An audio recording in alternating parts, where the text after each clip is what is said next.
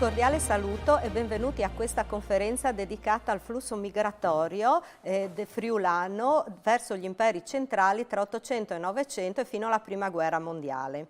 L'evento è parte del progetto Passi nella storia del Friuli Venezia Giulia, che è stato realizzato per promuovere il patrimonio storico ed etnografico della nostra regione.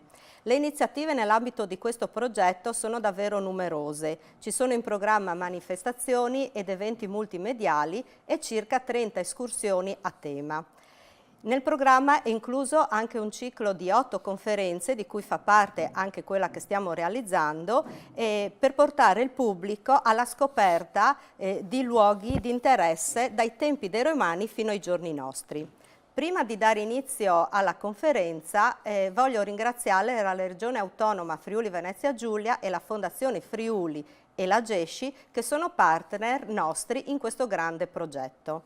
Ma adesso cominciamo. Il relatore di oggi è Matteo Ermacora, laureato in storia e dottore di ricerca in storia sociale. Ha insegnato come docente a contratto a Ca' Foscari e all'Università di Udine. Ora lavora presso l'Università di Sassari, oltre a essere parte del direttivo dell'Istituto Friulano di Storia di Movimento di Liberazione. Ermacora è inoltre studioso della Grande Guerra, dell'emigrazione, del lavoro femminile e del rapporto tra violenza bellica e popolazione civile, temi sui quali ha scritto numerosi articoli e monografie. Come già anticipato, la conferenza di oggi ci farà conoscere più da vicino lo sviluppo del movimento migratorio friulano tra 800 e 900. L'argomento è veramente interessante e per questo lascio subito la parola al dottor Matteo Ermacora. Benissimo, grazie, buongiorno a tutti. Vi ringrazio per l'ospitalità. Il tema di oggi è quello delle migrazioni, della grande migrazione stagionale degli immigranti friulani verso l'Austria e la Germania fra 8 e 900.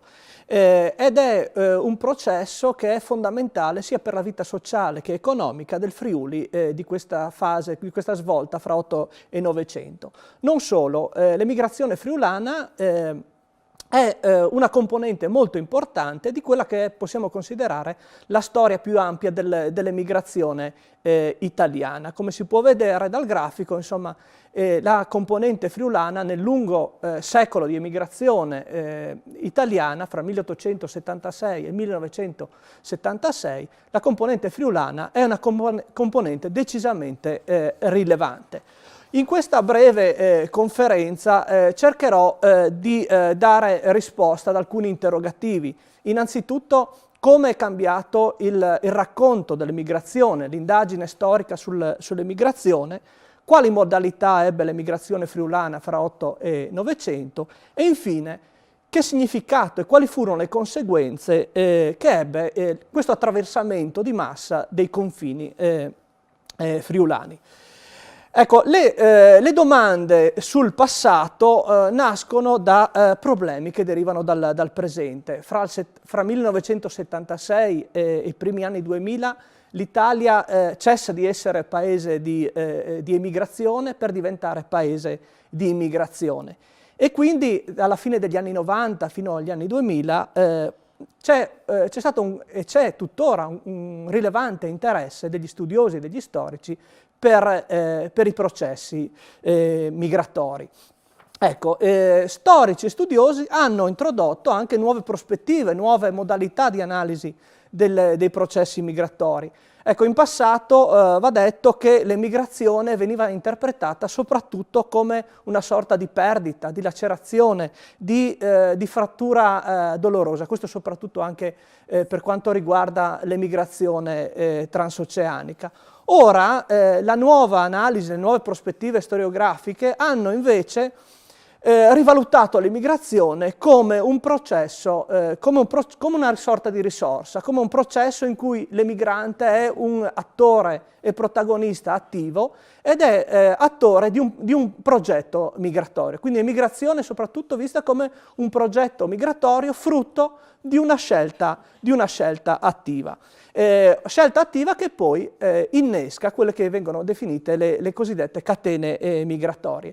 Dal punto di vista metodologico, gli storici hanno sfruttato in questa direzione l'utilizzo e l'analisi delle lettere stesse degli emigranti. L'emigrazione, assieme alla guerra di trincea, è uno dei grandi eventi separatori che hanno diciamo così, determinato il passaggio dall'oralità alla scrittura. Per comunicare con i propri parenti, sia in emigrazione o al fronte, contadini e operai hanno iniziato a scrivere e quindi a passare proprio da una comunicazione orale a una comunicazione scritta. Quindi l'analisi delle lettere degli emigranti ci permette di cogliere quelle che sono le dinamiche interne all'emigrazione stessa e quindi capire quali sono i meccanismi di richiamo, diciamo, le relazioni che si instaurano fra chi parte e chi resta. Un ultimo elemento innovativo di questi ultimi anni è dato dal fatto che i processi migratori vengono interpretati come una sorta di continuum, cioè l'emigrazione non è che si inneschi solamente nell'età contemporanea, ma si sovrappone con migrazioni precedenti che derivano dall'età moderna. Quindi si sovrappone, si trasforma, ma in una sorta di, diciamo, di continuum migratorio che è stato analizzato proprio in questi ultimi anni dalla storiografia. Quello che possiamo dire, ecco, rispetto al Friuli fra 8 e 900 è che il Friuli si configura come una delle regioni migratorie per eccellenza. E questo fenomeno migratorio è sollecitato diciamo, da fattori di diversa natura, fattori che possiamo considerare in parte espulsivi, nel senso che richiamano a quelle che sono le condizioni della regione stessa. Mi riferisco al rilevante aumento demografico che la regione attraversa fra il 1880 e il 1900, quindi con un'altissima natalità. C'è quindi una sovrappopolazione rispetto alle risorse che poi sono dislocate su un territorio agrario fortemente frammentato. L'agricoltura, che poi è il settore principale alla fine dell'Ottocento, soffre poi di quella che è la crisi agraria degli anni '80, quindi con un crollo dei prezzi agricoli, quindi grande disagio nelle campagne. Su queste poi incide anche la forte pressione fiscale del nuovo Stato unitario. E quindi questi aspetti determinano una situazione di disagio.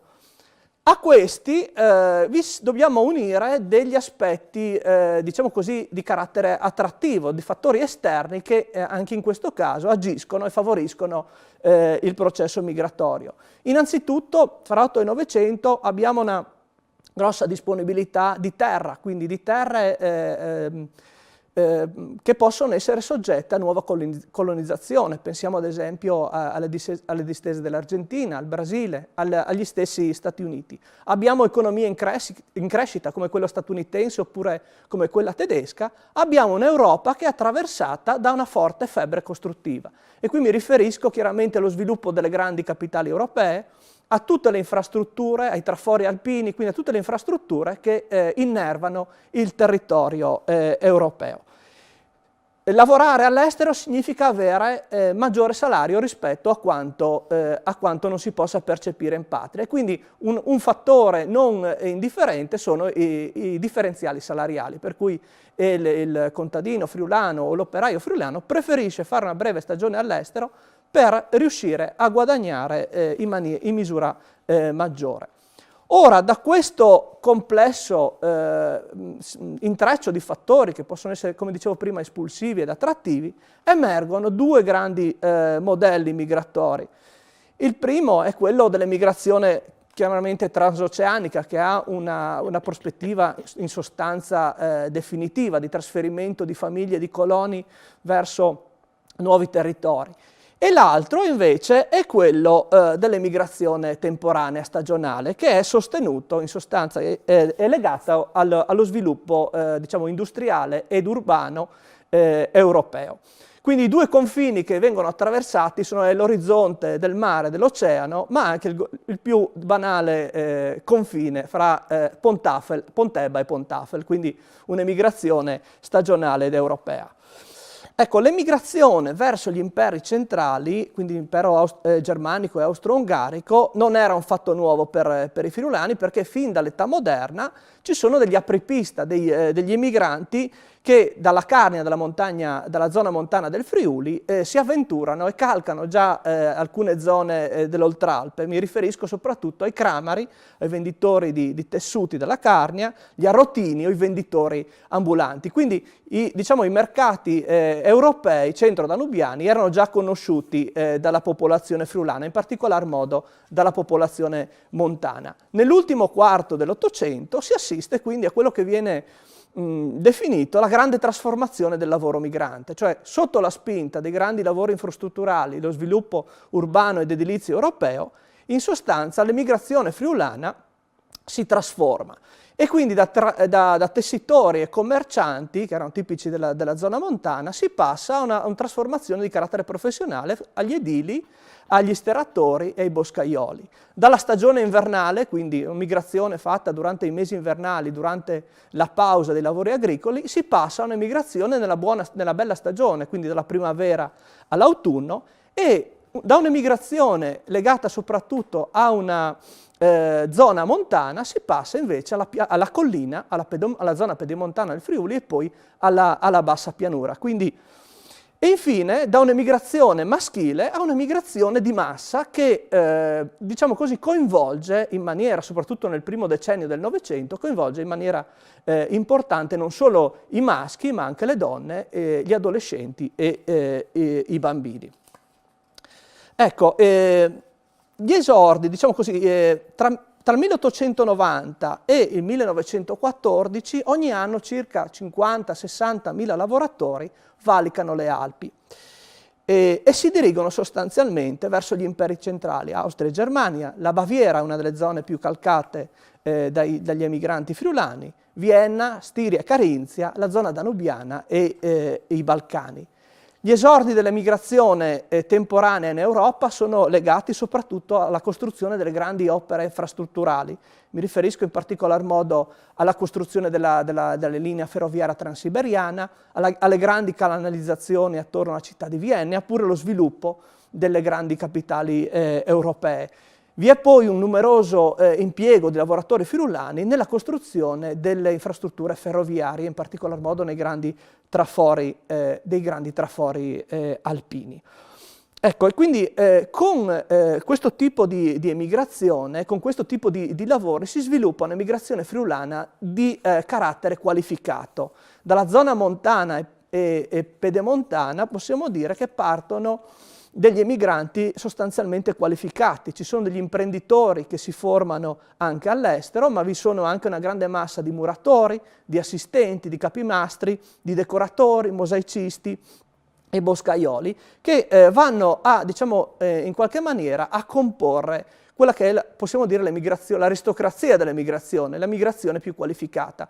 Nella diapositiva vedete due personaggi, insomma, abbastanza noti, il conte Giacomo Cecconi, insomma, che si fa largo nella costruzione dei trafori alpini nell'impero austro-ungarico, l'altro è un imprenditore molto meno noto, Jacob Menis, che è un imprenditore di Artegna, che nei primi anni del Novecento invece si trasferisce in Austria ed è fautore, con maestranze friulane, arteniesi e gemonesi, è fautore di numerosi alberghi nelle zone termali e turistiche austriache. Dalla bassa pianura invece abbiamo un'emigrazione invece più dequalificata, fatta di sterratori, di manovali, di facchini e di fornaciai, e soprattutto di fornaciai. Questa emigrazione porta con sé un sistema di reclutamento basato su catene migratorie, come abbiamo visto prima, che hanno un duplice carattere. Hanno un carattere da una parte professionale, quindi muratore chiama muratore, e dall'altra parte un carattere comunitario, cioè i paesani si richiamano l'un con l'altro, quindi attraverso una serie di relazioni che possono essere comunitarie o parentali. Ecco qui alcune immagini, insomma, degli alberghi costruiti nella zona di Zell am See.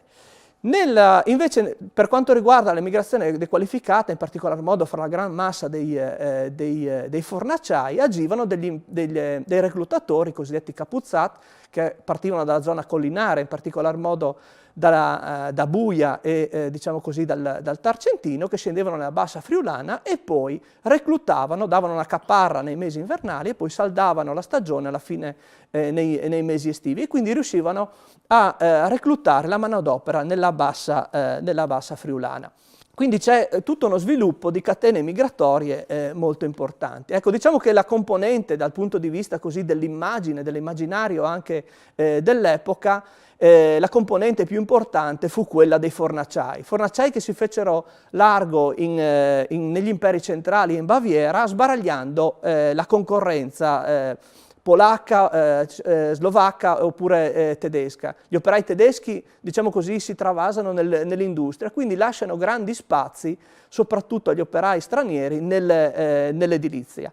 Come fanno a sbaragliare la concorrenza straniera? Attraverso un lavoro massacrante, un autosfruttamento, la riduzione al massimo dei consumi e il massimo della produzione, sfruttando anche componenti quali le donne e i ragazzi. Pensate che circa tra i 30 e i 40.000 fornacciai valicano la frontiera ogni anno, quindi è una componente decisamente importante dell'emigrazione friulana. Tanto che, come riferiva il console di Monaco all'epoca Sandicchi, attorno al 1911-1913, Furlan, nella zona di Monaco di Baviera, era il sinonimo dell'emigrante italiano. Questo per dire quanto fosse elevata e intensa la presenza dei friulani in Baviera. Friulani che chiaramente sostenevano con la produzione di laterizi, di mattoni e di coppi diciamo, lo sviluppo urbano tedesco. Vado avanti. Quelle che sono, diciamo così, anche le conseguenze dell'emigrazione.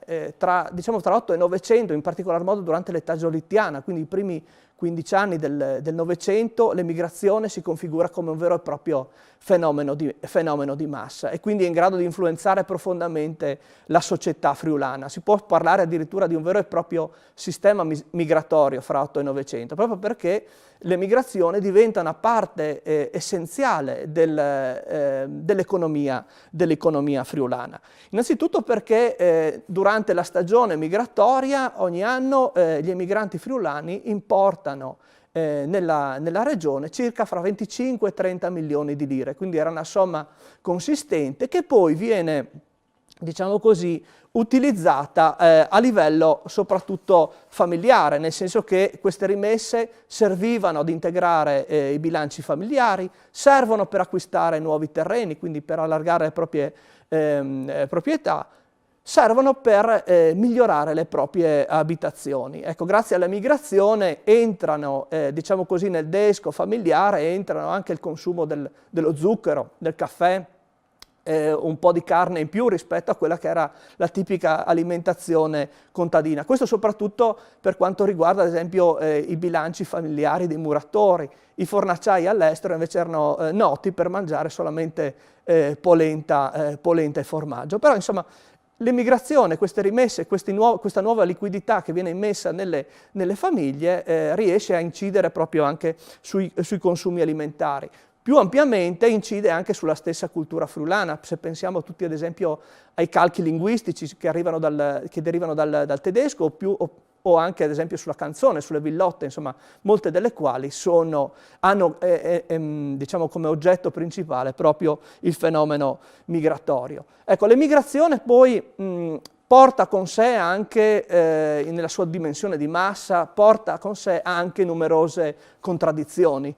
E alcune ne abbiamo già accennate rapidamente: l'autosfruttamento e lo sfruttamento della manodopera. Pensate che tra i fornacciai vi sono fra i 5 e i 15.000 ragazzi e adolescenti che ogni anno valicano la frontiera per andare a fare i manovali nelle fornaci e vengono sfruttati duramente.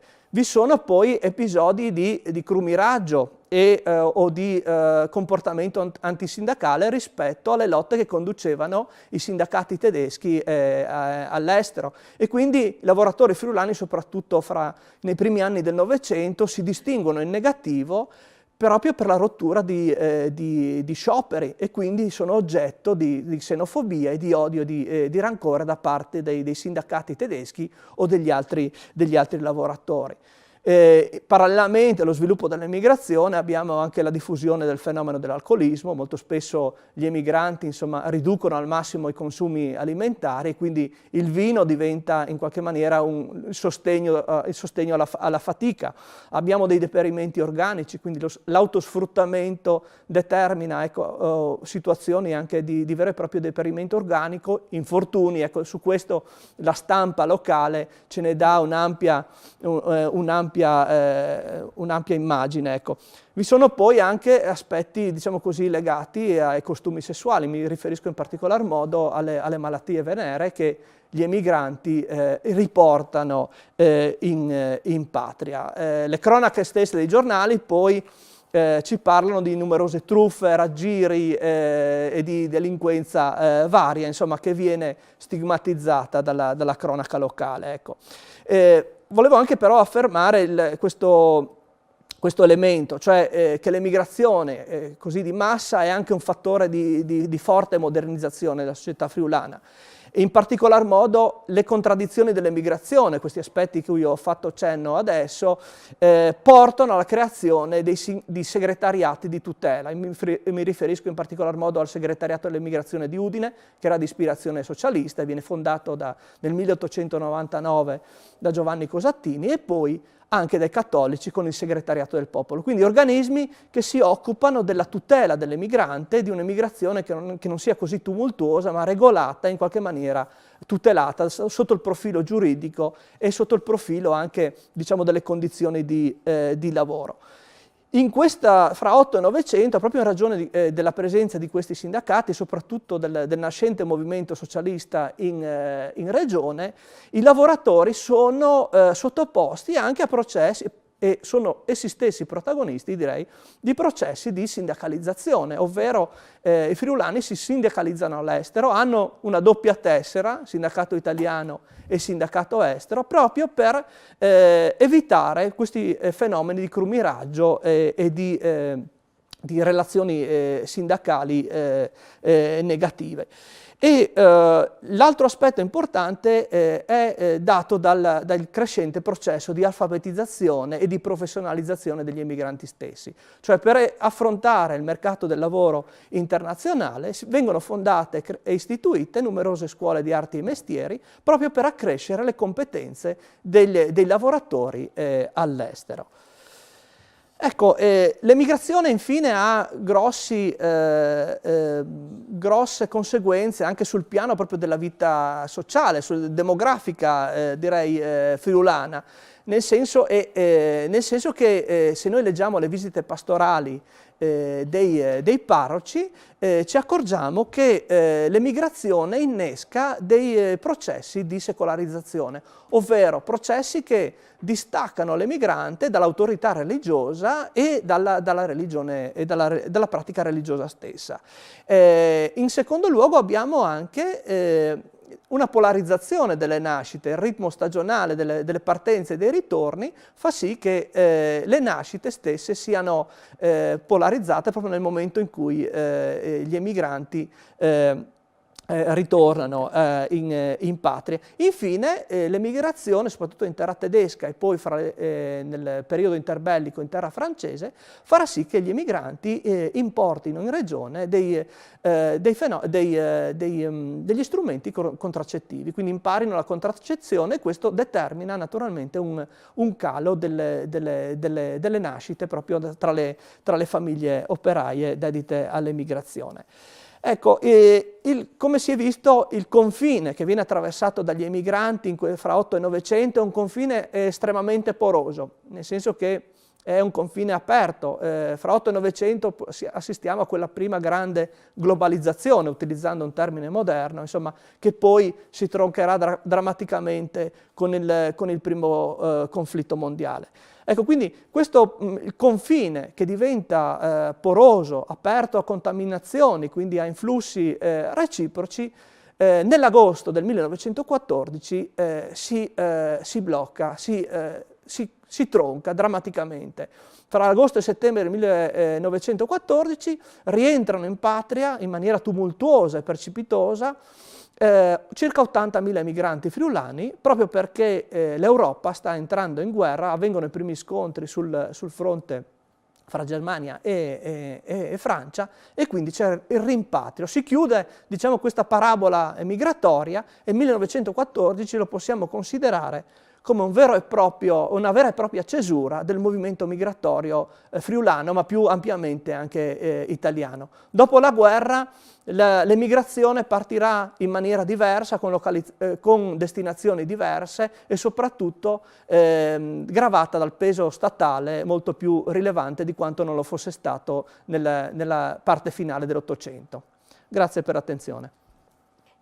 Dopo le parole di Matteo Ermacora, che ci ha portato sui passi degli emigranti, adesso andiamo davvero sui passi degli emigranti che sono stati fatti qui in Friuli, con i racconti di Renzo Paganello, che ci porta in un'escursione in questo momento virtuale, ma che durante la primavera e l'estate faremo davvero. Allora, Renzo, che è un operatore naturalistico della Società Alpina Friulana, adesso ci porterà... Aspetta che te lo ordino. Renzo è un operatore, parti da lì. Sì. Renzo Paganello, che è un operatore naturalistico della Società Alpina Friulana, adesso ci porterà sui passi degli emigranti in Friuli Venezia Giulia e ci racconterà di alcune escursioni che possiamo fare durante la primavera e l'estate. Bene, gli emigranti partivano da tutto il Friuli, c'era fame, c'era bisogno di andare a lavorare. In realtà partivano, soprattutto in stragrande parte partivano i maschi, le donne rimanevano a casa, come si suol dire in Carnia, le donne tengono su 3 angoli di casa. Il marito quando ritornava, di solito ritornava nel periodo invernale, faceva i lavori grossi o se aveva dei soldi mandava un pezzo avanti la casa. A me però pensare da che parte passavano gli emigranti. Certo, potevano andare su per l'Austria direttamente, Austria-Ungheria, quella volta o ancora Austria, per il canale del Ferro e Valcanale. Potevano andare per il canale di Gorto, ma a me interessa un qualcosa da aggiungere al discorso emigranti, per cui io vorrei pensare a fare un giro a Timau.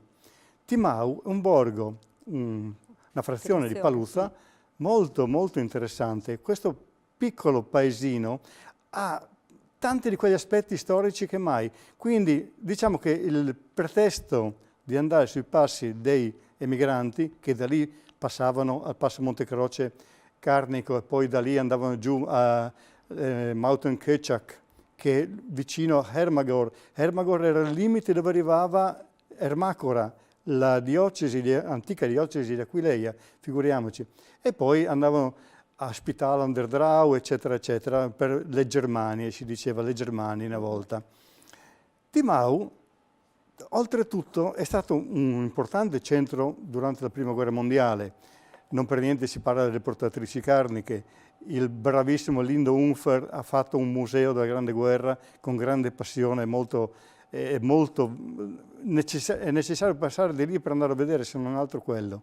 Poi c'è l'ossario di Timau con 1700 salme, dove c'era l'antico paese di Timau, che è stato fondato nel 1200 e qualcosa da minatori venuti in qua dall'Austria.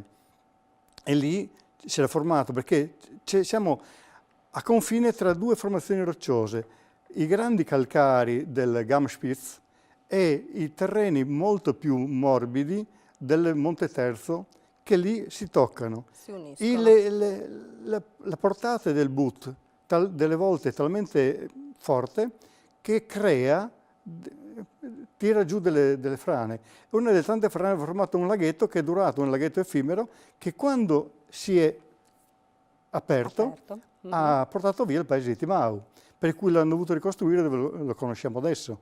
E lì hanno rifatto la chiesetta e poi è diventato il santuario. Ma per esempio, appena sotto Timau, dove c'era un'antica palude, lì pensiamo che fino a 150.000 anni fa, oppure 400.000 anni fa, c'era una cortina di montagne che arrivava dalla creta del Mesdè, che arrivava fino a Monte Terzo, sopra Cleulis, che man mano, retrocedendo la sorgente del But o con le glaciazioni, è stata abbattuta e portata via.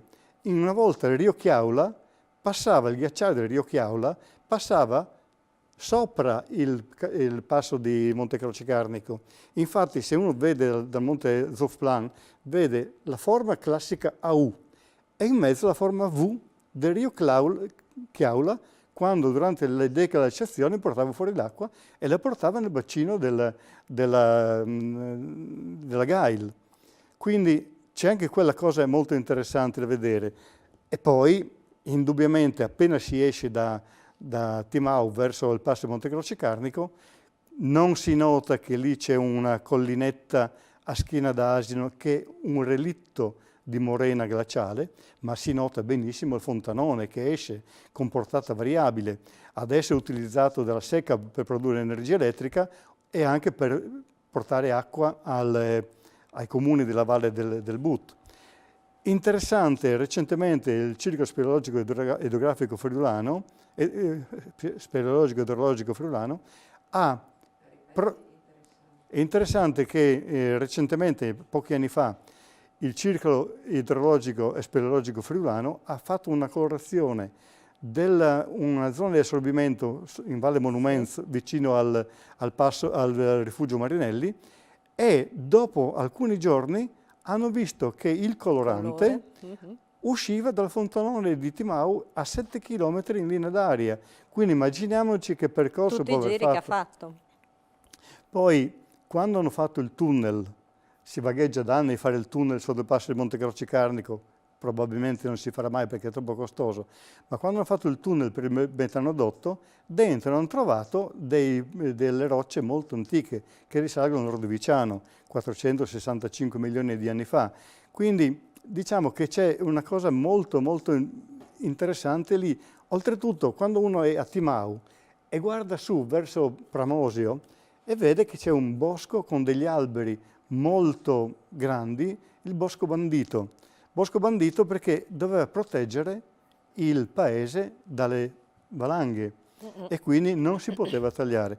Adesso, se si va a fare una passeggiata in quel pendio lì, si vede degli alberi con delle forme incredibili perché sono morti, molti hanno una parte morta e l'altra vitale, per cui merita veramente di andare a fare un giro.